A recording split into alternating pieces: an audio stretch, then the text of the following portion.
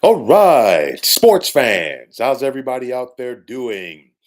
William Martin coming at you one more time here on YouTube with another edition of the 300 Pounds of Sports Knowledge Podcast. It's time for the Eastern Conference semis in the NBA, and it's also time to take a trip down memory lane as two franchises that helped to define NBA basketball in the 1990s will face off with a berth in the Eastern Conference Finals on the line. Now, from 1993 to the year 2000, the Indiana Pacers and New York Knicks squared off in the playoffs 6 times, with each side winning 3 times. The Knicks and Pacers met once more in the Eastern Conference semis back in 2013, with Indiana getting the best of New York. Now, when you think about the heyday of the playoff rivalry between the Knicks and Pacers, you think about the wars that they had on the basketball court during the 1990s with the likes of Reggie Miller, Patrick Ewing, John Starks, Rick Smits, Charles Oakley, Anthony Mason, and of course the Davis boys for Indiana, Antonio and Dale, just going at it. You think about some of the iconic moments of the postseason during that stretch. Of course, back to 1994, Reggie Miller's infamous Game 5 at Madison Square Garden that people are still talking about 30 years later.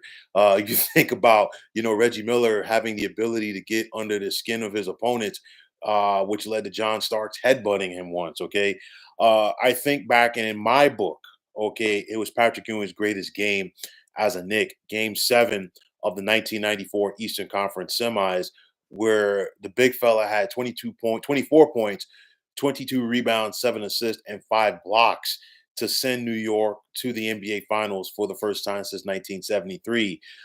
You think about that infamous 4-point play by Larry Johnson in Game 3 of the 1999 Conference Finals that sent the Garden into a frenzy, and people to this day are still talking about it. But when it's all said and done, now it's time to write a new chapter in this long time playoff rivalry. First and foremost, one of the big questions that has to be asked and answered heading into this series is will Indiana be able to slow down Jalen Brunson? We just saw Jalen Brunson carve up the 76ers defense in the first round like a Thanksgiving turkey, to the tune of averaging 35 and a half points and 9 assists for that series, including going for 40 or more in each of the last 3 games in that series. So it's going to be imperative for Indiana to okay, try to figure that out. But I think as a whole, this series is going to be defined by the point guards. I just talked about Jalen Brunson for the Knicks, but then you got a young fella out there in Indiana who's really doing this thing, and I'm talking about Tyrese Halliburton.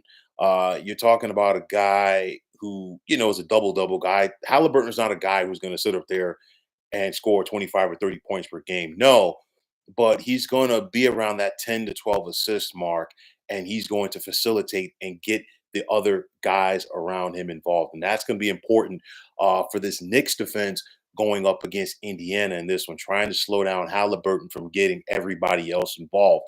But aside from the point guards, I think this series is going to be defined by the role players, the guys around those point guards. You look at, the bigs for New York with Isaiah Hartenstein and Mitchell Robinson going up against the likes of Miles Turner. That's going to be big for them right there. I know that, they held their own for the most part against Joel Embiid in round number 1, but they cannot let their foot off of the throttle going up against Miles Turner. Miles Turner might not be Joel Embiid, but he's also not chopped liver either. And if you don't pay attention to him, he can make you pay.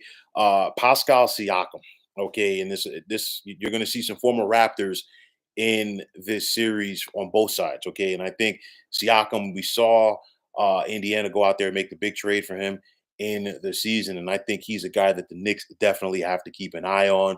And then Obi Toppin, a former first round pick of the New York Knicks. And of course, it did not work out well for Toppin in New York, but I expected him to find a home in Indiana. And that is exactly what he has done as a role player. And I guarantee you, Obi Toppin definitely wants to show up his former employer.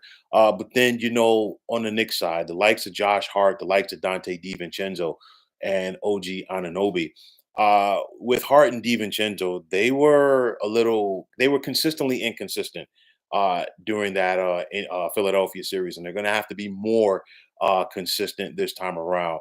Two veteran coaches who know how to get it done in the postseason. Of course, Rick Carlisle has tasted championship glory with the Dallas Mavericks as their head coach. Tom Thibodeau, longtime NBA head coach, longtime NBA assistant as well. These guys know how to get it done, and they've also seen their fair share of battles from the sideline in May and June. Very interesting concept for this series. You have one of the better defensive teams in the NBA and the Knicks going up against one of the worst in the Indiana Pacers. And of course, at the end of the day, you would think defense trumps everything. It's one of those where the Pacers have gotten better defensively as the year has gone on, but they're still not a good defensive team. And you just have to wonder when that's going to catch up to them. Indiana didn't have to worry about it as much in round number one due to the fact that they faced a depleted Milwaukee Bucks team. Of course, no Giannis for that entire series, no Dame for the bulk of it. But this time around, they're going to be facing a tougher team right now in the Knicks. And at this point, honestly, all of the teams are tough because the further that you advance in the postseason, the tougher that the games are indeed going to get.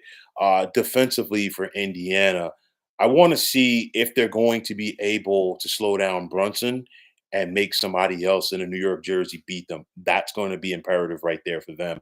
For New York defensively, they're probably going to try to go after Siakam, but then also would they try to slow down Halliburton's ability to get everybody else involved in offense? Those are going to be keys. Make no mistake about it, Madison Square Garden is going to be rocking tomorrow night for game number one. I think this entire series is going to be electric. Knick fans, they treated their first round win over the Sixers like it was a championship. So imagine what would happen if they were able to get to the Eastern Conference Finals. Some people basically made the Knicks a shoe-in last year to get to the conference finals after the top-seeded Milwaukee Bucks were eliminated by the Miami Heat. And of course, we saw what happened with Jimmy Butler and company in that series. I think this is going to be a tremendous series. I think it's going to be more competitive for both teams, as they're going to have to dig down a little bit deeper than they did in round number one. Not to say that they didn't, but I think they're going to have to dig down a little bit deeper in order to advance. I know that some people have been basically just picking the Knicks in the cakewalk. I don't think it's going to be that way. I think the Knicks are going to have to work. They're going to have to fight, scrap, and claw in the series. I do like New York to advance to the conference finals, but like I said, they're going to have to work for it. But I think I'm going in this series. I'm saying Knicks in 6. So, folks, that is going to wrap it up. And as always, I want to take this time out to thank all of you for tuning into the 300 Pounds of Sports Knowledge podcast here on YouTube. I want to take this time out to thank all of you fine folks out there for tuning in. And if you have not already, please feel free to subscribe to this channel. Now, if you're on the X, formerly known as Twitter, please feel free to follow me at 300 Pounds of Sports. And like I always say, if you follow me, it will be my pleasure to follow you right back. There's also the sports discussion group on Facebook at the Sports Depot 365. Now you can check it out. Drop a line and be a part of one of the better sports debating sites going on social media. So once again, fine folks, my name is William Martin, and I am signing off. And I'm saying take care and have yourselves a wonderful day.